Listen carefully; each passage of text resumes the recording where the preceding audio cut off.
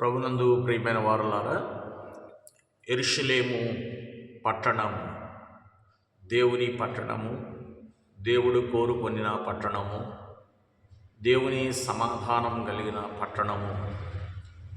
ఈ పట్టణంపై ఎల్లప్పుడూ నా కనుదృష్టి ఉండును. నీ దేవుడైన యెహోవా కన్నులు సంవత్సరాది మొదలుకొని సంవత్సరాంతము వరకు ఈ దేశం మీద ఉండును అని సెలవిచ్చినట్లుగా ఈ యొక్క ప్రాముఖ్యమైనటువంటి దేశము ఇజ్రాయెల్ దేశం, పాలు తేనెలు ప్రవహించు దేశమనియు, ఖనిజములు లోహములు కలిగినటువంటి దేశమనియు, సకల రాజ్యములకు శిరస్సు అనియు, సకల రాజ్యములకు ఆభరణ దేశమనియు, అలాగే ప్రపంచ రాజ్యములు దాని చుట్టూ ఉన్నవనియు దేవుని యొక్క వాక్యములో చూస్తూ ఉన్నాం. ఈ యెరూషలేము ఆనంద దేశము, రమ్యమైన దేశము, పాలు తేనెలు ప్రవహించు దేశం.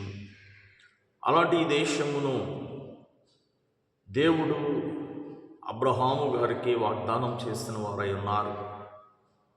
దేవుడు అబ్రహాము గారితో, నీకును నీ సంతానమునకు నిశ్చయముగా ఈ దేశమును స్వాస్థ్యముగా ఇచ్చి ఉన్నాను అని సెలవిచ్చిన వారై ఉన్నారు.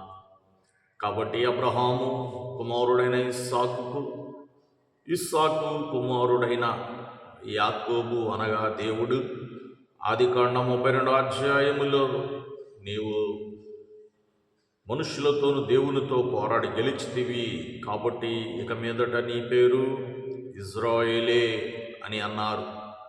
కాబట్టి దేవుడే పేరు పెట్టారు ఇజ్రాయేలే. కాబట్టి కనాను దేశం అనబడిన ఈ దేశమునకు దేవుడు ఇజ్రాయేల్ అని పేరు పెట్టిన వారై ఉన్నారు. ఇజ్రాయేల్ కాపాడువాడు, కొనుకడు, నిద్రపోడు అని ఈ పట్టణమును దేవుడే నిరంతరము కాపాడుచూ ఉన్నాడు. కాబట్టి దేవుని జనాంగమై ఉన్నటువంటి ఇశ్రాయేలీయులు ఐగుప్తు దేశము నుండి వారు బయలుదేరి ఈ యొక్క కానాను దేశమును స్వతంత్రించినట్లుగా చూస్తూ ఉన్నాం. ఇశ్రాయేలీయులు తమ దేవుడైన యెహోవాకు విరోధముగా పాపము చేయుటను బట్టి దేవుడు వారిని ఈ దేశములో నుండి బబులోను దేశములోనికి వారిని చెరగా బబులోను రాజు నెబుకద్నెజరు తీసుకొని వెళ్ళినప్పుడు 70 సంవత్సరములు వారు అక్కడ ఉన్నారు. చెరకాలం పూర్తి అయిన వెంటనే మరలా దేవుడు వారిని, ఈ యొక్క చెదరిన వారిని పోగు చేయువాడని దేవుని యొక్క వాక్యములో ఉన్నది కనుక అనేకులు మరలా ఈ దేశంలోనికి వచ్చిన వారై ఉన్నారు. కాబట్టి ఈ యెరూషలేములోనే అబ్రహాము కుమారుడైనటువంటి ఇస్సాకును దేవుడు మొరియా పర్వతం మీద బలివ్వమని చెప్పినట్లుగా చూస్తూ ఉన్నాం. కాబట్టి ఈ మొరియా పర్వతం మీదే దావీదు కుమారుడైన సొలొమోను గొప్ప దేవాలయమును నిర్మించినట్లుగా చూస్తూ ఉన్నాం.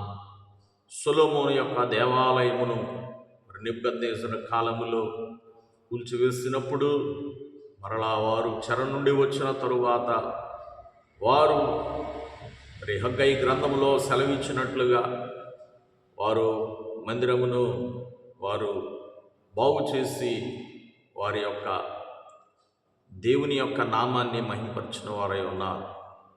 అలాగుననే యేసుక్రీస్తు ప్రభు కాలమునకు ముందు మరి హేరోదు యూదులను ప్రేమించి ఆ దేవాలయమును గొప్పగా 46 సంవత్సరములు కట్టిరని బైబిల్ గ్రంథంలో వ్రాయబడి ఉన్నది. ఈ యెరూషలేము పట్టణంలోనే యేసుక్రీస్తు ప్రభువు ఆయన ఎన్నో దివ్యమైన బోధలు చేసి అద్భుత కార్యములు జరిగించి ఆయన సంచరించి ఆ యెరూషలేము వీధుల్లోనే సర్వలోక మానవాళి రక్షణార్థమై ఆయన మానవులందరి కొరకు తన అమూల్య రక్తమును చెందించి సిలువ మోసుకుంటూ యెరూషలేము వీధుల్లో ఆయన పట్టణం వెలుపల గొల్గొతా కొండ మీద సిలువ వేయబడిన వారై ఉన్నారు.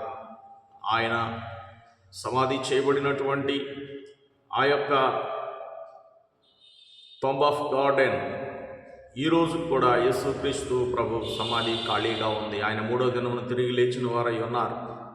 ప్రపంచ దేశంలోని అనేక మంది క్రైస్తవులు ఆ యొక్క పట్టణమును దేశమును దర్శించువారై ఉన్నారు. కనుక ఇజ్రాయేల్ యొక్క ప్రాముఖ్యత ఈ ప్రపంచ కాలములో అన్ని దేశాల మధ్య ఒక ఘనమైన రాజ్యముగా దేవుడు దానిని ఆశీర్వదించిన వారై ఉన్నారు.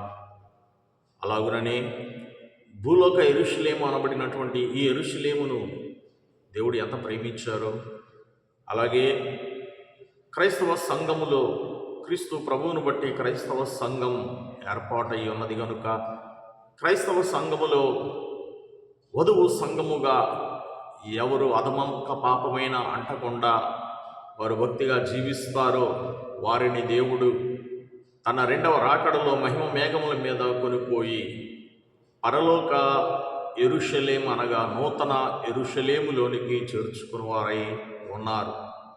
కాబట్టి యెరూషలేము అనగా చాలా ప్రాముఖ్యమైనటువంటి పట్టణం, ఆనంద దేశం, రమ్యమైన దేశం, పాలు తేనెలు ప్రవహించే దేశం. ఈ దేశమును మరి ఎంతగానో మనము యెరూషలేము క్షేమం కొరకు ప్రార్థన చేయవలసిన వారమై ఉన్న. యెరూషలేమా, నిన్ను ప్రేమించు వారు వర్ధిల్లుదురు. యెరూషలేమా, బాగుగా కట్టబడిన పట్టణం వల్లే నీవు కట్టబడి ఉన్నావు అని దేవుని యొక్క వాక్యములో చూస్తూ ఉన్నాం. కాబట్టి యెరూషలేమును దేవుడు దీవించును గాక. ఆమేన్.